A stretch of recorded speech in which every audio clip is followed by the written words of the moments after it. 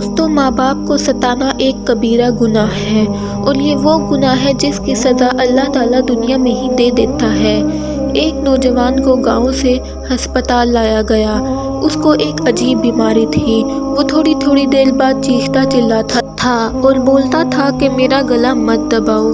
डॉक्टरों ने उसका चेकअप किया और इसके बाप से कहा कि ये तो बिल्कुल ठीक है। तो इसके बाप ने बताया कि इसका किया इसके आगे आ रहा है। ये नौजवान था, अपना कमाता था।